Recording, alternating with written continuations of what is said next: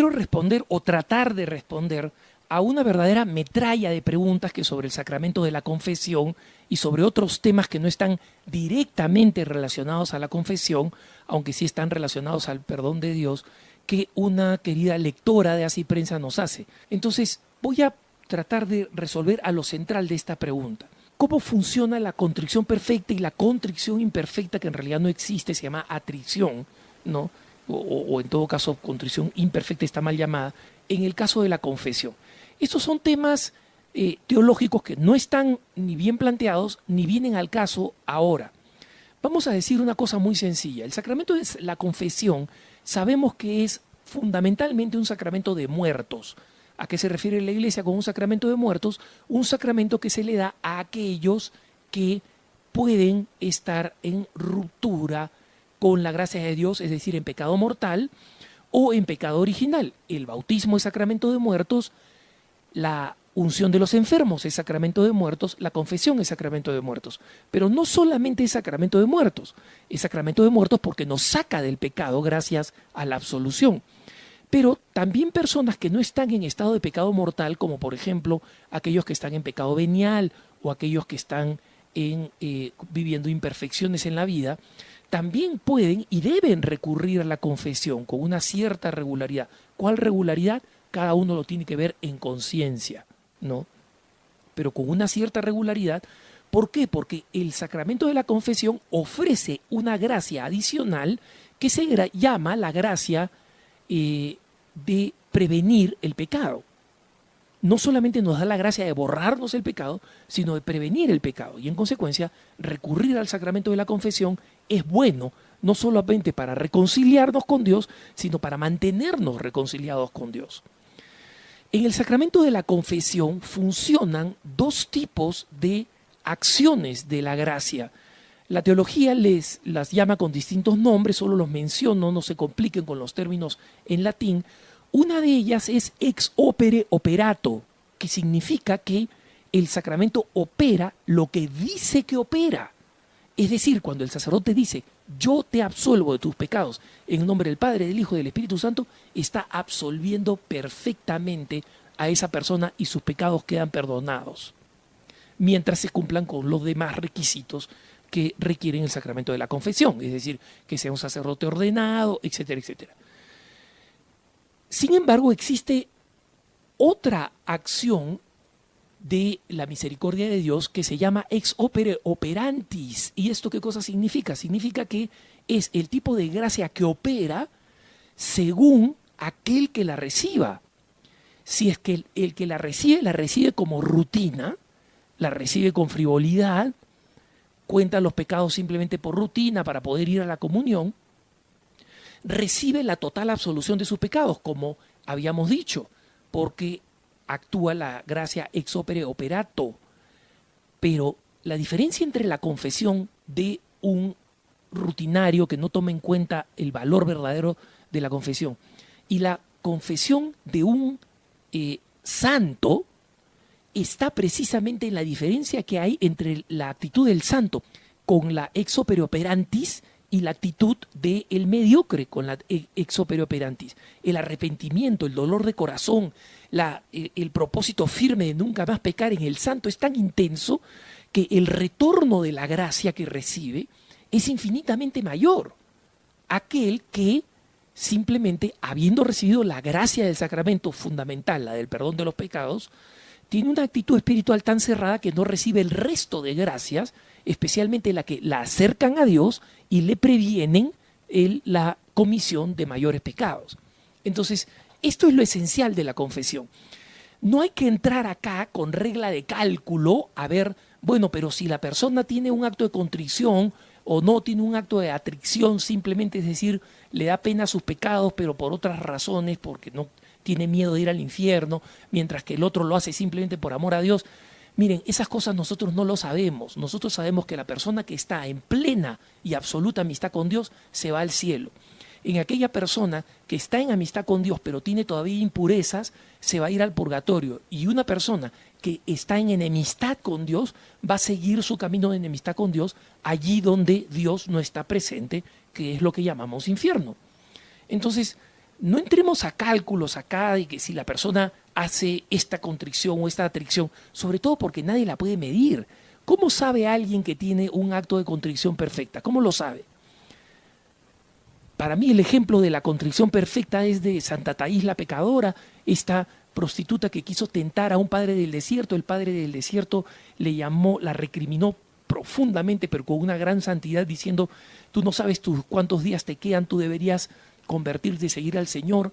Esta mujer prostituta se conmovió, siguió al padre del desierto. El padre del desierto le asignó un lugar en el desierto y después de 24 horas no supo nada de ella, había desaparecido.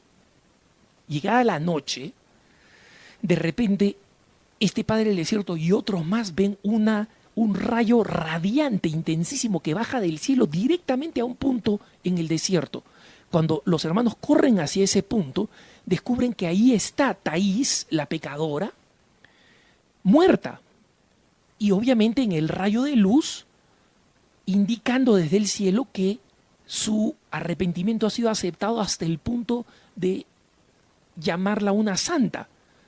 Y todo su cuerpo, el cuerpo voluptuoso, digamos, afectado físicamente por el pecado, se había convertido en un cuerpo austero, con una belleza de la santidad y de la pureza absoluta. Entonces, cuando alguien me pregunta, bueno, entonces si yo hago un acto de contrición perfecta, yo le pregunto: oye, ¿cómo sabes tú que vas a hacer un acto de contrición perfecta? El acto de contrición perfecta significa el dolor profundo solo y única exclusivamente por Dios, sin el temor alguno de lo que me vaya a pasar, sin la vergüenza porque otros me vieron, sin nada personal. Todo es puro dolor de Dios. ¿Cómo alguien lo descubre? Entonces, mejor no meterse ahí, mejor no especular si yo hago un acto de contrición perfecta. Hay que pedírsela al Señor y vivir una vida que nos lleve para allá, pero querer generarlo artificialmente, ya solamente querer generarlo artificialmente nos indica que no va a ser un acto de contrición perfecta, ¿no? Sobre esto, la lectora de Así Prensa nos pregunta: ¿qué cosa sucede cuando un sacerdote nos absuelve pero sin escuchar la confesión, alegando estar apurado? Ella dice que un seminarista le dijo: bueno, sí es válido porque no es culpa del confesante. No, señor, por favor, lean el catecismo y lean el Código de Derecho Canónico. La confesión de boca es una de las materias de la confesión. Si no hay confesión de boca, no hay absolución. Solamente la absolución general, cuando un avión se está cayendo, hay un sacerdote y el sacerdote se para y dice: a todos aquellos que están arrepentidos de sus pecados, yo los absuelvo en el nombre del Padre, del Hijo y del Espíritu Santo. Y los católicos que están arrepentidos de sus pecados, en ese momento reciben la absolución. Pero esa absolución general solamente se puede realizar en casos extremísimos. Pero un sacerdote que dice: oye, estoy ocupado, pero te doy la absolución, yo te absuelvo tus pecados, ese sacerdote está mal. Ahí no hay absolución.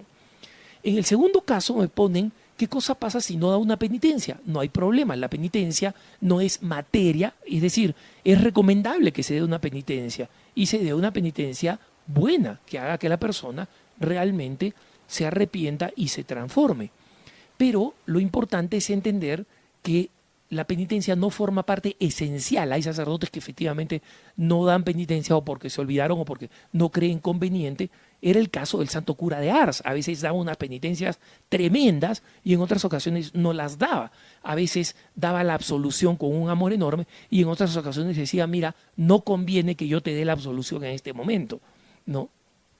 Entonces, la persona pregunta: bueno, ¿cuál es el sentido de la penitencia si al final muchos santos dicen que nosotros tenemos que hacer mucha penitencia para llegar al cielo?